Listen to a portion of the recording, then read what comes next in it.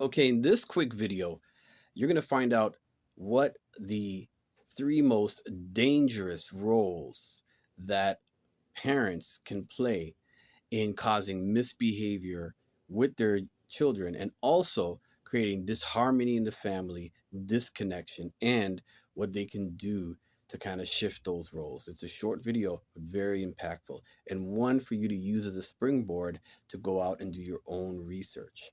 So, now the first role I'm going to talk about is really specific for women. And it's sounds like a bit of a cliche, but I've actually found it to be true in my work with families and in my work with mothers, and that is the over involved mom. What I found is a lot of mothers have been exhausted, overworked, frustrated, they have a lot of anger, and they've taken on a lot of weight that isn't theirs. They're playing so many hats and so many roles. And more than that, they have become too involved, as we would say, within the patterns of relationships with their children. They're doing way too much, as they say today in pop culture. They're going overboard, over and above. And this actually creates the opposite effect with their children and really can often speak to a problem in the marriage or a problem in the relationship. Now, with the over involved mother comes the distant father. Again, cliche, and things have changed around a lot today. I still feel that there's a lot of work to be done because the distant father can be present physically but distant emotionally. So even though they're present in the family, they are at the games, they're doing what they are supposed to be doing. Emotionally, they're not present, which is building that connection with their children and with their spouse. So let's get back to the over involved mother. The over involved mother often must and mistakenly creates the same problem she's trying to avoid. She's trying to maintain peace in the family. She's trying to make sure the children are, um, fed emotionally as well as physically. The problem with that is that she often is doing the job of what the father should be doing, and letting him off and taking off too much of a burden. In later years, especially for teens, you can see teens, especially teenage boys, but teenage girls as well, rebel in the most outrageous ways because of this over involvement, because of this helicopter parenting, because of this fear. Really, it's a fear and a bit of an anxiety that they have when it comes to wondering, is their child on the right track? Is their child, you know, gonna do something that's going to be detrimental to their well-being? And so they break the child's trust by stepping over their boundaries. They don't show trust in the child or in the youth to be able to be competent to do what they need to do and to make mistakes and to allow them to fall sometimes and allow them to see what that's like to make mistakes, to fall, and to come out of that and get extract the learning out of that.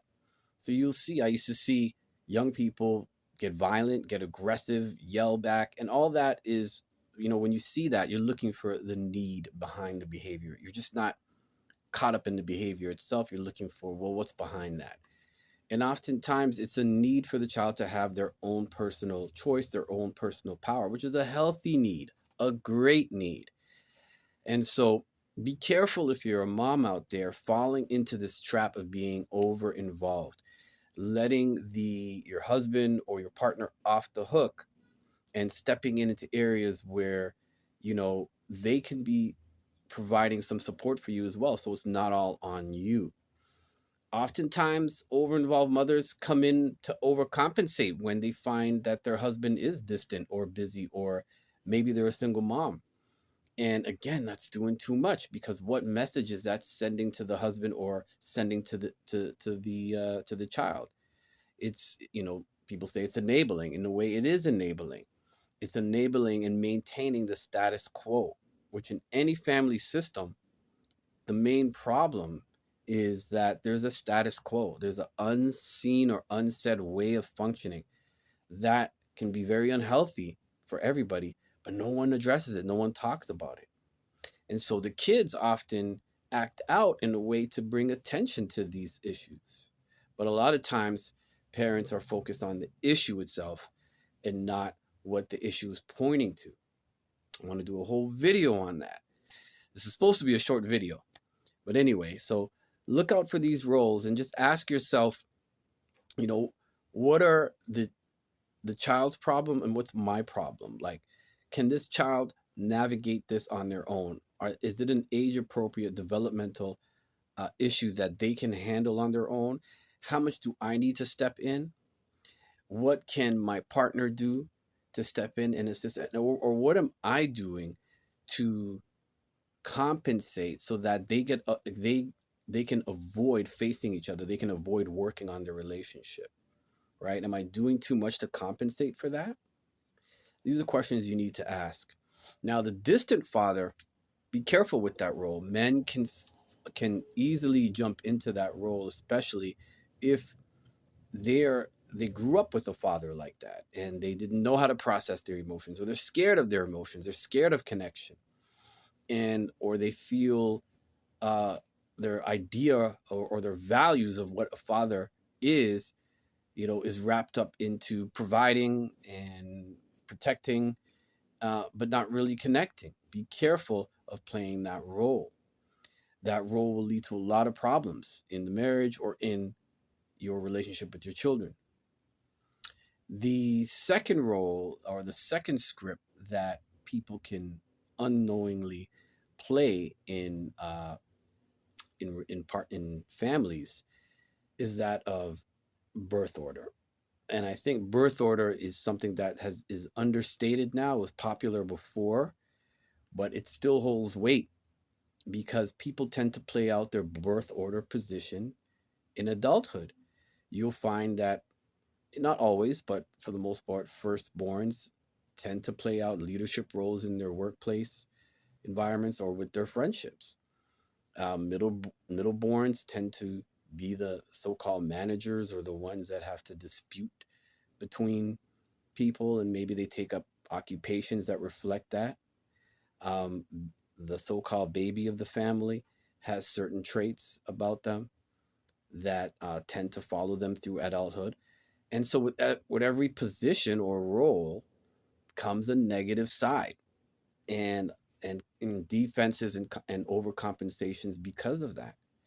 So being aware of the role that you're playing in your family and the role that you played in your birth family is important to understanding your personality today. Doing some research, doing some self evaluation so you can break these patterns, so you can have more of an authentic and a better connection and relationship with the people that you care about today. Now, of course, there are many other roles in scripts that people can play in families as well. So we've got the over involved mother, the distant father. We've got the birth order, which can come in many ways, and the next role that people can play is basically it's kind of like a universal role, and it's what I call having your mask on and being led by that mask. And so a lot of times we can have a mask that we develop, and that mask is like our personality. It's what who we think we are. It's the expectations that people have, you know, placed on us. And so a lot of times nicknames in family reflect kind of a role that a person is playing in the family. So for example, that role can be like the black sheep of the family, the troublemaker of the family, the oh, they're the smart one, or they're the nice one, or they're the mess up in the family, or this person is the organized one. This one is the you're getting the picture. So these are scripts, these are roles that are not reflective of the true self, but people can get stuck in these roles. And the family system can maintain these roles unknowingly, especially extended family, if they've only known you to be a certain way. And in their mind, that's who you are. And I'm sure you can relate to that, especially if you haven't seen people in a long time and the last time they saw you or the memories they have of you is you being a certain way, and you're not that person. You've probably evolved from that. And so they, to make themselves feel comfortable, they want to see you in that role. And um, they can also, not, I wouldn't say punish you, but there can be negative consequences for you if you decide not to play that role, right? Not being invited to family things, excluded, left out, stuff like that. So understand that the roles that people play in families is really important, and understanding the role that you are playing and being honest with yourself and going through your birth order, right? Going through the so-called labels that have been unintendedly put on you, going through your, if you're a parent, how much involvement you have with your child is telling you the kind of role you're playing.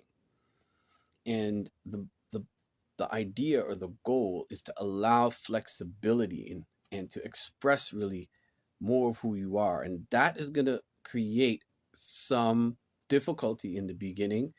That can create a little upheaval because, right, the system doesn't like change. It wants to maintain the status quo. So what you can do is you first got to work on you. You first got to really commit to you and allowing yourself to see the value of those roles that you play, not beating yourself up over that, but making peace with those, with what you did. Those were survival strategies, also scripts that were put on you, right? And as you can look at them, as you evaluate them, as you can see them, you can see what you need to discard and what you need to make peace with, and then you can decide who you are. It's the beautiful thing about what we know today in science, that our brains are plastic. We have neurogenesis, we have neuroplasticity, and what that means is our brains can change. That means we can change. It takes time, it takes repetition, it takes commitment, but we can do it. And don't look for approval or acceptance from your family or certain people to support you in this change. No, that's going to be your battle. That's where, if you look for that, you're not going to find it, because they're committed to social order and maintaining the old perception of you. So there will be a period of them, maybe, you may have to make changes in the way they interact with you. There may be family members you just don't talk to, or you have to renegotiate the relationships, set boundaries. And in time, the people who really respect you will love these boundaries. And the people who are growing as well, you'll be able to connect with. And you'll be a great example for others. So don't be afraid to make those changes. Hold strong. Hope this video was beneficial to you. Like, subscribe, and share. And I'll see you again next time.